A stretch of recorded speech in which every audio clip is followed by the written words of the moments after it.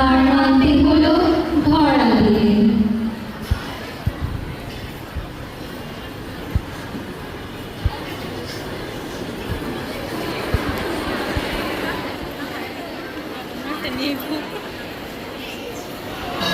সেই দিকে ধীরে ধীরে বেকার আঁকতে লাগলো কত রঙের পা, কত রেখার ঢের।